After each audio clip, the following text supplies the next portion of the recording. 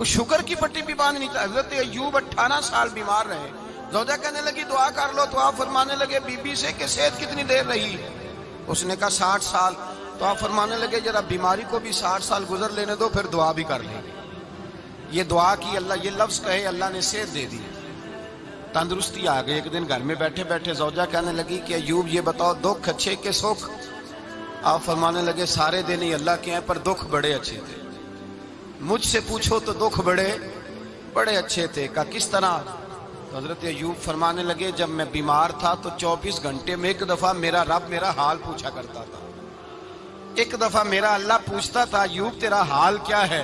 فرماتے ہیں 12 گھنٹے تو لذت ہی رہتی تھی کہ میرے رب نے میرا حال پوچھ لیا ہے، اور اگلے 12 گھنٹے میں انتظار کرتا تھا مالک حال دوبارہ کب پوچھے گا۔ فرمانے لگے اب صحت تو ہو گئی ہے، پر اب میرا رب میرا حال تو نہیں نہ پوچھتا۔ بھائی مشکلات جو ہوتی ہیں وہ تو تجھے سجا دیتی ہیں، سوار دیتی ہیں۔ تجھے یاد آتا ہے کوئی اپنا، جب تجھے درد ہوتی ہے نا، تکلیف ہوتی ہے، پھر تیرا دل کرتا ہے کوئی کندھا ملے جہاں میں سر رکھ کے رہوں۔ پھر اسی لیے تو کسی درویش سے کسی نے پوچھا تھا اپنا کون ہوتا ہے؟ تو کہا جو تجھے دکھ کے وقت یاد آئے وہ تیرا اپنا ہے، جو تجھے عین آزمائش کے وقت یاد آئے اور تجھے اس کا نمبر فوراً تیرے موبائل پہ چلنے لگے وہ تیرا اپنا سجن ہے، جس کو تو دکھ کے وقت یاد کرے۔ تو بھائی مشکلات کے بعد جو اللہ آسانی دیتا ہے، حضرت ابراہیم کو آگ میں بھی پھینکا گیا، حضرت ابراہیم علیہ السلام کو ستایا بھی گیا، نکالا بھی گیا، لیکن جب ان مشکلات سے گزرے تو میرا رب فرماتا ہے وَإِذِ ابْتَلَىٰ إِبْرَاهِيمَ رَبُّهُ بِكَلِمَاتٍ فَأَتَمَّهُنَّ قَالَ إِنِّي جَاعِلُكَ لِلنَّاسِ إِمَامًا۔ کہا جب ابراہیم پورے اترے تو پھر ہم نے انہیں امام بنا دیا۔ یا اللہ کس طرح کی امامت دی؟ فرمایا میں نے اتنی اعلیٰ شان عطا کی ہے کہ اپنے لاڈلے رسول کو جناب ابراہیم کی نسل میں پیدا فرما دیا ہے، میں نے مصطفیٰ کو ان کی نسل میں پیدا کر دیا، قیامت تک کے لیے ان کا وقار بڑھا دیا۔ اللہم صلی علی محمد وعلی آل محمد کما صلیت علی ابراہیم وعلی آل ابراہیم، ان کی عظمت بڑھا دی، اس لیے کہ جب وہ آزمائش سے گزر کر کے آئے پھر جو آسانی دی۔ میرے نبی پاک صلی اللہ علیہ وسلم نے دین ابراہیمی کی بہت ساری چیزوں کو رکھا، کہا میں ملت ابراہیمی پہ ہوں۔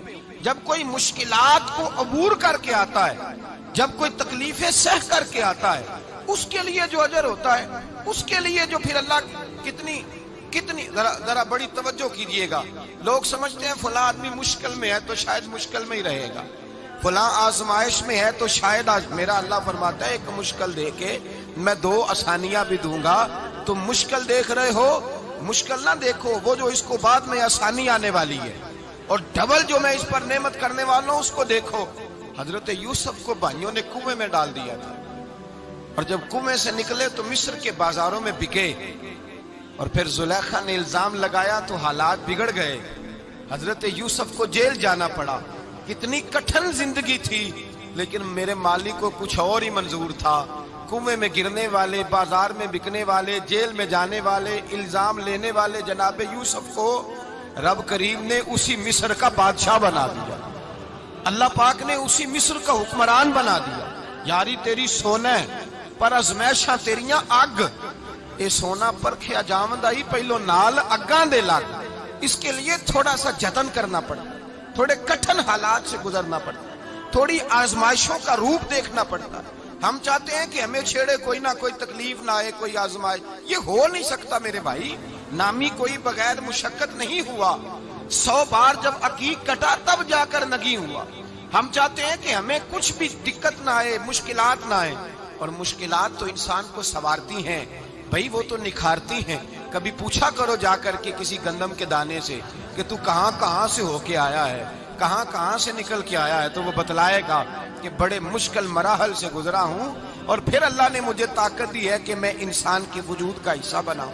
تو بھائی کٹھن مراحل، آزمائشیں، تکلیفیں، یہ انسان کو بڑا انسان بنا دیتی، یہ اس کے لیے ترقیوں کا پیش خیمہ ہوتی۔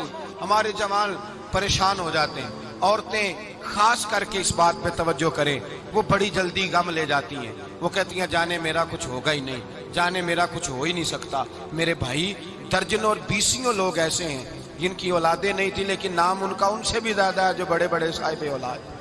حضرت خواجہ معین الدین اجمیری کو جانتے ہیں آپ لوگ؟ نہیں، جو جانتے ہیں وہ بولے جانتے ہیں جی؟ لو جی، کافی سارے جانتے ہیں، تھوڑے جی رہ گئے نا۔ جانتے ہیں نا خواجہ صاحب کو؟ ان کے کسی بیٹے کو جانتے ہوں؟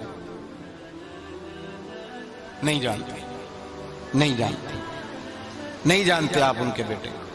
حضرت خواجہ معین الدین اجمیری رحمۃ اللہ تعالی علیہ کے بیٹے کو نہیں جانتے، لیکن ویسے آپ ہندوستان میں کسی آدمی کو چھیڑ کے دیکھیں، وہ کہے گا میں خواجہ صاحب کا روحانی بیٹا ہوں، میں اولاد۔ حضرت غوث اعظم رضی اللہ تعالیٰ عنہ کی اولاد کو کم لوگ جانتے ہیں، لیکن آپ ویسے کسی کو پوچھ کے دیکھیں 11ویں والا پیر کون ہوتا ہے، ہر آدمی ہاتھ اٹھا کے بتائے گا خدا کے فضل سے ہم پر ہے سایہ غوث اعظم کا، ہمیں دونوں جہاں میں ہے سہارا غوث اعظم۔ لوگ جھوم کے بتلائیں۔ میرے بھائی، یہاں لوگ پریشان ہو جاتے ہیں کہ اولاد ہوگی تو یہ ہوگا، فلاں ہوگا تو یہ ہوگا۔ بھائی ایسی کوئی بات نہیں۔ میرے پاس پیسے ہوتے تو میرا ابا بیماری سے فوت نہ ہوتا۔ جو مالدار ہوتے ہیں تو کیا وہ بچ جاتے ہیں؟ حضرت اسرائیل انہیں چھوڑ جاتے ہیں؟ او خدا کے بندے، تو کیسی بات کر رہا ہے؟ آپ کی نئی نئی دوستی ہوتی ہے تو حالات اور ہوتے ہیں، تو 6 مہینے کے بعد حالات اور 6 سال کے بعد اور ہوتے ہیں، اور پھر جب وقت بیت جائے تو پھر معاملات۔ لیکن آپ کو استقامت دکھانی ہے، ڈٹنا ہے، کھڑا ہونا، مسائل کے سامنے رکنا ہے۔ مسائل سے بھاگ جانا، نظریں چرانا، میرا گھر میں دل نہیں لگتا، میں کہیں اور رہوں گا، میں ملک میں نہیں رہوں گا، میں ان رشتہ داروں کے بیچ وقت نہیں گزاروں گا، یہ انداز ٹھیک نہیں۔ اسلام نے گوشہ نشینی کو ناپسند کیوں کیا ہے؟ رہبانیت کو ناپسند کیوں کیا ہے؟ سارا کچھ چھوڑ چھاڑ کے، حقوق چھوڑ کے تنہائی میں بیٹھنا، رہبانیت کو کیوں ناپسند کیا؟ لوگوں کے بیچ رہو، ان کی تکلیفوں پر صبر کرو، ان کی طرف سے آنے والے دکھوں کو برداشت کرو، اور میدان میں رہو اور ڈٹنا سیکھو، اور ان چیزوں کا خیال۔ آپ دیکھیں نا، قرآن مجید کا ایک مقام ایسا ہے جس میں اللہ تعالیٰ نے نا حضور کو گنجائش دے دی، یعنی ہمیں اگر گنجائش مل جائے، کرو چاہے نہ کرو، تو فٹافٹ لوگ گنجائش پہ عمل نہیں کرتے۔ بھئی نفل چاہے بیٹھ کے پڑھ لو، چاہے بیٹھ کے پڑھنا تھا نا تو سارے بیٹھ کے ہی پڑھتے ہیں، اللہ ماشاء اللہ، تھوڑوں کو چھوڑ کے۔ مسواک نہ ملے تو چلو انگلی استعمال کر لو، مسواک نہ ہو تو اب کیا ہوتا ہے؟ زیادہ تر انگلی استعمال کر لیتے ہیں۔ ہم گنجائش پہ جلدی عمل کرتے ہیں، لیکن حضرت عائشہ صدیقہ رضی اللہ تعالی عنہ فرماتی ہیں کہ اگر امت کے حق میں احکام لینے کی باری آتی تھی تو حضور آسانی کو پسند کرتے تھے۔ آپ کی توجہ ہے میری بات پر؟ لیکن جو اپنا معاملہ تھا نا، حضور کا اپنا، اس میں جو استقامت کا حسن تھا وہ بڑا دیدنی ہے۔ اللہ تعالیٰ نے نا نبی پاک علیہ الصلوۃ والسلام کو فرما دیا کہ ان الذین کفروا سواء علیہم اانذرتہم ام لم تنذرہم لا یؤمنون۔ میری طرف دیکھ رہے ہیں آپ؟ فرمایا محبوب، بے شک جن کی قسمت میں کفر ہے، آپ انہیں ڈرائیں یا نہ ڈرائیں وہ ایمان نہیں لائیں گے، ان پر برابر ہے۔ آپ انہیں ڈرائیں چاہے، یہ وہ لوگ ہیں جنہوں نے اتنا کفر کیا ہے کہ اب اللہ نے ان کے دلوں پر مہر لگا دی ہے۔ اب آپ ڈرائیں نہ ڈرائیں، سواء علیہم، ان پر برابر ہے۔ صحابہ نے حضور سے پوچھا، یا رسول اللہ، آپ کو اللہ تعالیٰ نے کہہ دیا ہے کہ یہ جو پکے کافر ہیں نا، جن کی قسمت میں کفر ہے، جنہوں نے اپنے حق میں مہریں لگوا لی ہیں، ابو جہل ہے، ابو لہب ہے، آپ کو اجازت ہے ان کو ڈرائیں چاہے؟ تو حضور کیا کرنا ہے؟ تو نبی کریم علیہ الصلوۃ والسلام نے پتہ کیا فرمایا؟ فرمایا مجھے میرے رب نے روکا نہیں،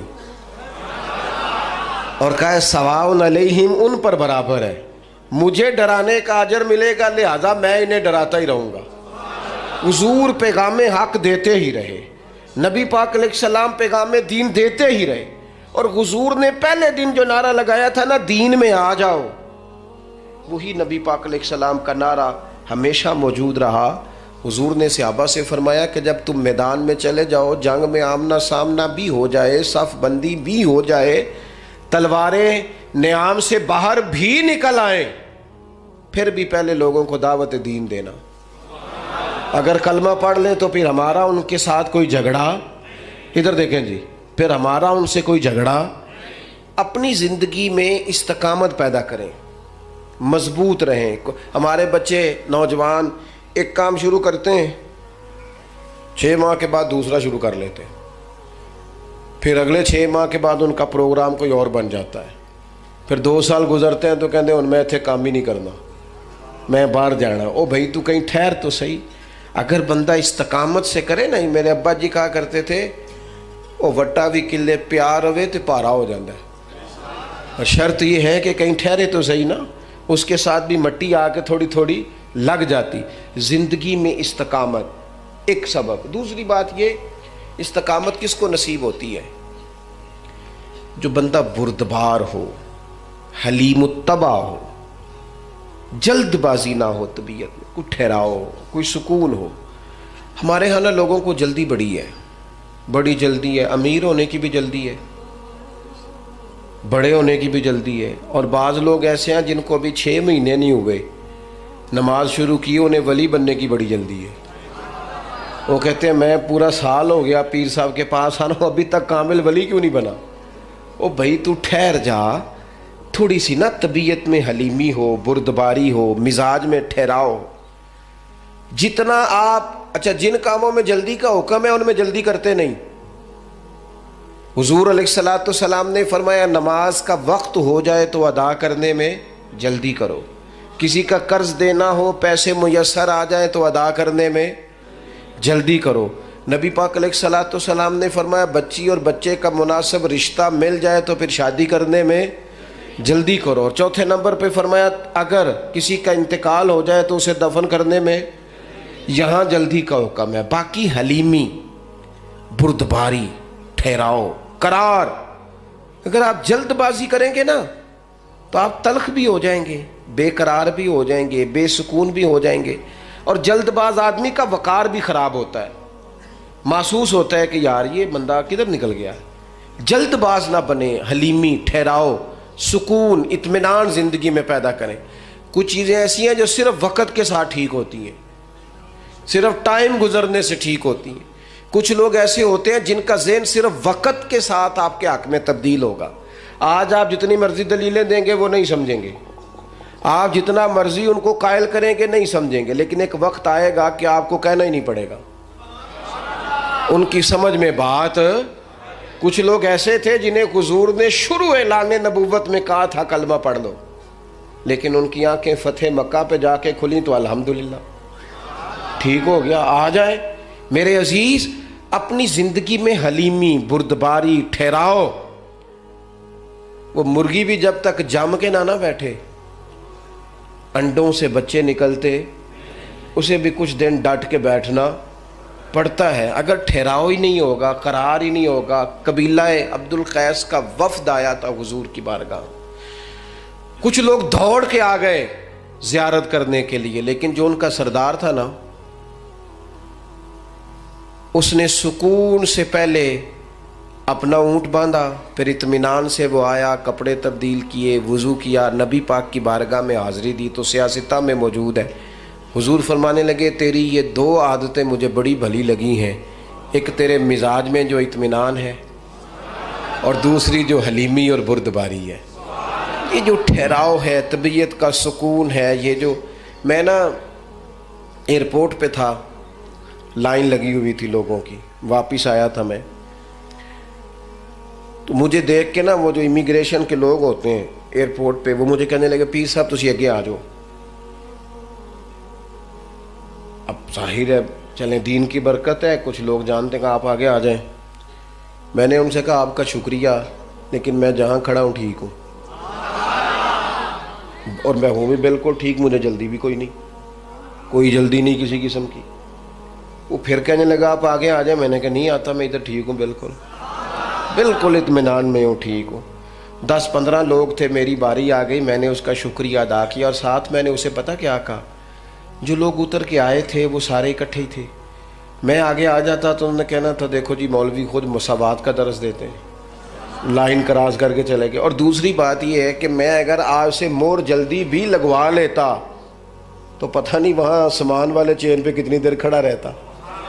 تو فائدہ کیا ہے ان جلد بازیوں کا؟ اس میں مثلا کیا ہو جائے گا؟ اس بھاگ دوڑ کا کیا نتیجہ ہے؟ جب آپ بردبار ہوتے ہیں, ہمارے ہاں نا بڑا مسئلہ ہے, گھروں میں بھی باہر بھی سب کو, بچیاں ان کی شادی ہو کے آتے ہی وہ چاہتی ہیں کہ میرا فٹافٹ قبضہ ہو جائے گھر میں، ہر چیز جو ہے نا وہ بالکل میری مرضی کے مطابق ہو۔ اور گھر میں سے بھی کچھ لوگ ایسے ہوتے ہیں بڑے بزرگ جو چاہتے ہیں اس بچی پر ہمارا قبضہ ہو جائے، ہمارا حکم چلے۔ اس جنگ کے اندر کئی دفعہ رشتے تو ہار جاتے ہیں لیکن کسی کا کوئی فائدہ، اگر وقت گزارا جائے تو ایک ٹائم آتا ہے جب اللہ تعالیٰ ہر شخص کو اس کا نصیب اس کے دروازے پر عطا کر دیتا ہے۔ حلیمی، ٹھہراؤ، حوصلہ، یعنی آپ کسی دشمن سے تابڑ تو گفتگو بھی کریں گے نا تو کئی دفعہ وہ تو جس طرح کا ہوگا آپ کا بھی وقار خراب ہو جائے گا۔ حضور فرماتے ہیں کچھ لوگوں کو اللہ قیامت میں بغیر حساب کتاب جنت میں داخل کرے گا، فرشتے پوچھیں گے پل صراط سے ہوا ہے، وہ کہیں گے دیکھی نہیں، میزان عمل تلوائے، وہ کہیں گے دیکھا ہی نہیں، کیسے آ گئے تو کہیں گے خدا کے فضل سے